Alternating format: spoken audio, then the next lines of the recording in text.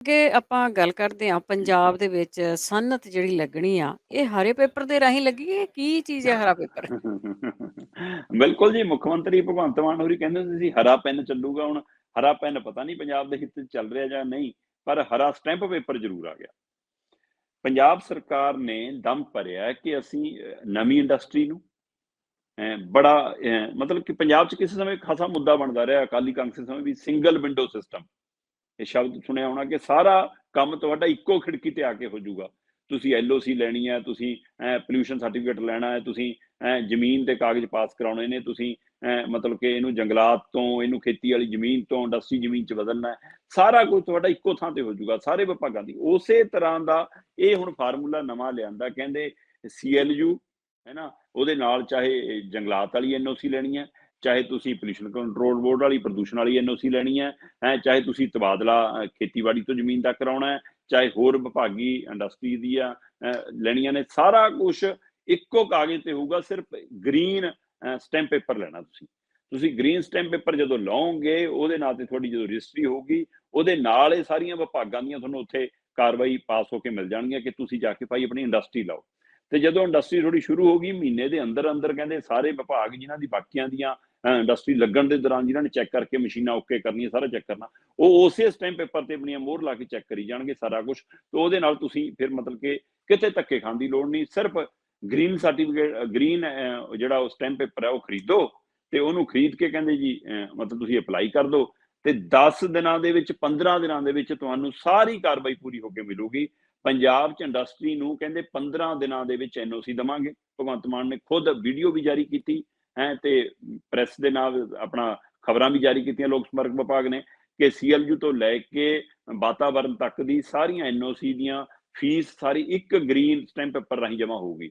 ਸੋ stamp paper ਕਹਿੰਦੇ colour coding ਕਰਨ ਵਾਲਾ ਪੰਜਾਬ ਪਹਿਲਾ ਸੂਬਾ ਬਣਿਆ ਜਿਹਨੇ ਪਹਿਲਿਆ ਮਤਲਬ ਕਿ ਅਜਿਹਾ ਸੂਬਾ ਬਣਾਇਆ ਜਿਹਨੇ ਕਲਰ ਕੋਡਿੰਗ ਕਰਤੀ ਕਿ ਤੁਹਾਨੂੰ ਆਹ ਸਟੈਂਪ ਪੇਪਰ ਜਾਰੀ ਕਰਤਾ ਜੀ। ਹੁਣ ਚਾਹੇ ਜੰਗਲਾਤ ਤੋਂ ਲੈ ਲਓ, ਚਾਹੇ ਵਾਤਾਵਰਨ ਵਿਭਾਗ ਤੋਂ ਲੈ ਲਓ, ਚਾਹੇ ਪੋਲਿਊਸ਼ਨ ਵਾਲਿਆਂ ਤੋਂ ਲੈ ਲਓ, ਚਾਹੇ ਅੱਗ ਵਾਲੇ ਵਿਭਾਗ ਤੋਂ ਲੈ ਲਓ, ਫਾਇਰ ਵਿਭਾਗ ਤੋਂ ਲੈ ਲਓ, ਚਾਹੇ ਇੰਡਸਟਰੀ ਦਾ ਤਬਦੀਲੀ, ਜ਼ਮੀਨ ਤਬਦੀਲੀ ਵਾਲਾ ਲੈ ਲਓ, ਜਿਹੜਾ ਵੀ ਤੁਹਾਨੂੰ ਕੰਮ ਹੈ ਉਹ ਸਾਰਾ ਇੱਕੋ ਸਟੈਂਪ ਪੇਪਰ ਰਾਹੀਂ ਫੀਸ ਜਮ੍ਹਾਂ ਕਰਾ ਕੇ ਹੋ ਜਾਊਗਾ। ਸਾਰੀ ਫੀਸ ਤੁਹਾਡੀ ਜਦ ਜਮ੍ਹਾਂ ਹੋ ਜੂਗੀ ਤੇ ਤੁਹਾਡਾ ਕੰਮ ਆਸਾਨ ਹੋ ਜਾਊਗਾ। ਤੇ ਅਸੀਂ ਪਹਿਲਾ ਸੂਬਾ ਹੈ ਕਹਿੰਦੇ ਜਿਹਨੇ ਅਜਿਹਾ ਕੰਮ ਕੀਤਾ, ਤੇ ਆਉਣ ਵਾਲੇ ਸਮੇਂ 'ਚ ਅਸੀਂ ਰੀਅਲ estate ਉਹਦਾ ਵੀ ਕਲਰ ਕੋਡਿੰਗ ਕਰਾਂਗੇ, ਹੋਰ ਸੈਕਟਰਾਂ ਦੀ ਵੀ, ਤਾਂ ਕਿ ਤੁਹਾਨੂੰ ਲੋੜ ਨਾ ਹੋਵੇ ਇੱਕੋ ਵਾਰ ਤੁਸੀਂ ਕਹਿੰਦੇ ਸਟੈਂਪ ਪੇਪਰ ਖਰੀਦੋ। ਦੇਖਣ ਨੂੰ, ਸੁਣਨ ਨੂੰ ਬੜੀ ਚੰਗੀ ਲੱਗੀ ਗੱਲ।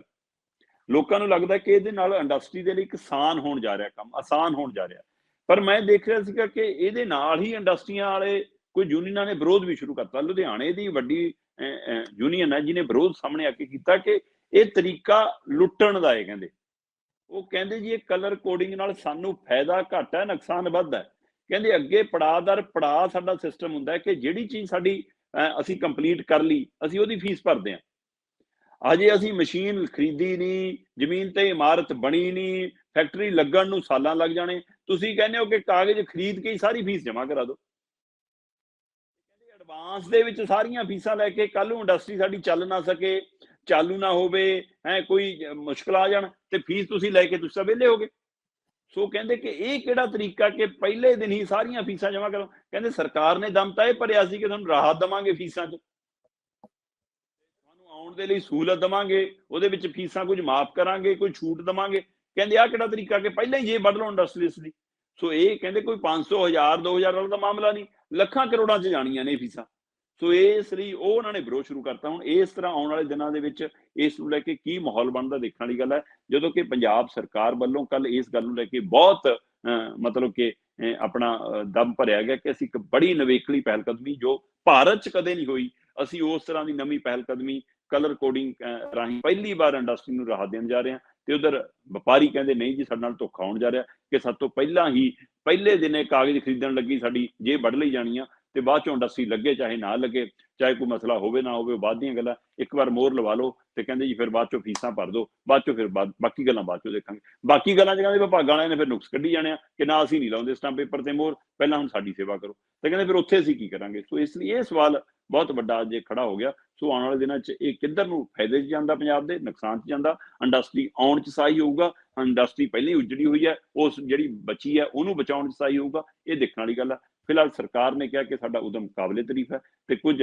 ਸੁਰਾਂ ਨੇ ਵਿਰੋਧ ਵੀ, ਹੋ ਸਕਦਾ ਹੈ ਵਿਰੋਧੀ ਧਿਰਾਂ ਕੱਲ ਨੂੰ ਕਹਿ ਦੇਣਗੇ ਵਿਰੋਧੀ ਧਿਰਾਂ ਦੀਆਂ ਯੂਨੀਅਨਾਂ ਨੇ ਜੀ ਜਾਂ ਵਿਰੋਧੀ ਧਿਰਾਂ ਨਾਲ ਅਟੈਚ ਨੇ, ਹੋਰ ਪਾਰਟੀਆਂ ਦੀਆਂ ਨੇ। ਇਹ ਵੀ ਆਉਣ ਵਾਲੇ ਸਮੇਂ 'ਚ ਪੱਕ ਦਿਖੂਗਾ ਕਿ ਕੀ ਸਾਰੀ ਇੰਡਸਟਰੀ ਦੀਆਂ ਧਿਰਾਂ ਵਿਰੋਧ ਕਰ ਰਹੀਆਂ ਜਾਂ ਕੁਝ ਚੁਣੀਂਦਾ ਧਿਰਾਂ ਵਿਰੋਧ ਕਰ ਰਹੀਆਂ।